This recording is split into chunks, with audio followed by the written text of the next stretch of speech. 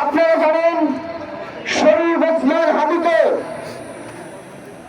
1 সপ্তাহ 168 ঘন্টা আগে গুলি করা হয়েছে।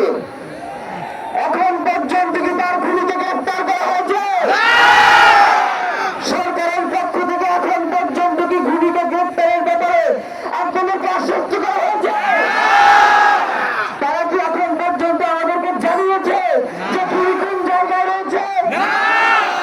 আমরা স্পষ্ট মনে করছি যে এখানে খুনি একজন নয়, এখানে পুরো একটা খুনি চক্র কাজ করছে। তার পরিবারের পক্ষ থেকে আপনাদেরকে জানিয়ে দিতে চাই, খুনের পরিকল্পনাকারী, খুনের সহায়তাকারী এবং পুরো খুনি চক্রকে বিচারের আওতায় নিয়ে আসতে হবে এবং আগামী 24 ঘন্টার মধ্যে স্বরাষ্ট্র উপদেষ্টা এবং সহকারী উপদেষ্টা ফিরাবাদ তারা খুনের ব্যাপারে আগামী গত 1 সপ্তাহ ধরে কি পদক্ষেপ নিয়েছে তা জনসম্মুখে জানাতে হবে। যদি তারা জানাতে না পারে তাদেরকে পরিবারের জন্য প্রস্তুত থাকতে হবে। কোনোভাবে এই শরীফ ওসমান হাদির রক্তকে দিতে দিতে দেবো না। আমরা ঘোষণা করতে চাই, শরীফ ওসমান হাদির রক্তের মধ্যে দিয়ে বাংলাদেশ ইনসাফ কায়েম হবে। বারংবার বলেছেন বাংলাদেশের স্বাধীনতা সার্বভৌমত্ব রক্ষা এবং ইনসাফের লড়াইয়ের জন্য আমাদেরকে যদি জীবনে দিয়ে দিতে হয় আমরা জীবন দিয়ে দেবো, তেমন ইনসাফের বন্ধুগণ আমাদেরকে ইনসাফের লড়াই করতেই হবে। আপনারা রাজি আছেন কিনা? সেই সাথে আমরা আরো বলতে চাই, সিভিল মিলিটারি ইন্টেলিজেন্সের মধ্যে ঘাটতি মেরে বসে থাকা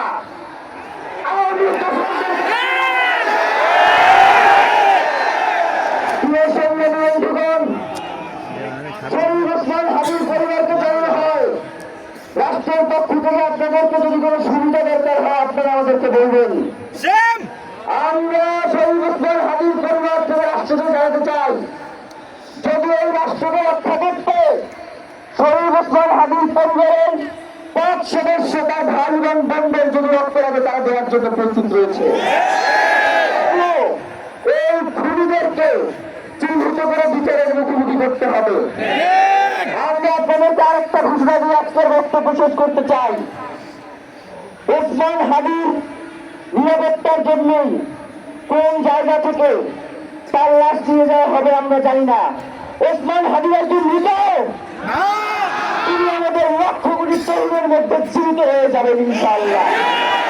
আমাদেরকে জানিয়ে দিতে চাই, কোন ধরনের সহিংসতা ছাড়া আমরা যেহেতু ওসমান হাদির লাশকে আমরা জাতীয় কবিতা নজরুলের পাশে দাফন করার ব্যবস্থা করতেছি, আপনারা সবাই এই প্রোগ্রাম শেষে তার নিচে নিয়ে শাহবাগে চলে যাবেন।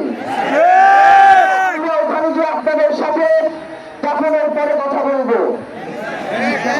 বাংলাদেশের স্বাধীনতা সার্বভৌমত্ব থাকবে, বাংলাদেশের ইনসাফ কায়েম হবে, নয়তো আমরা বাংলাদেশের জন্য রক্ত দেওয়ার জন্য সবাই প্রস্তুত রয়েছি। এবং ইনকিলাব মঞ্চ ব্যতীত কারো কোনো প্রোপাগান্ডায় আপনারা কোন ধরনের সহিংসতার পথ বেছে নেবেন না। আমরা ইনকিলাব মঞ্চের পক্ষ থেকে আপনাদেরকে জানাবো কখন কি ব্যবস্থা গ্রহণ করতে হবে।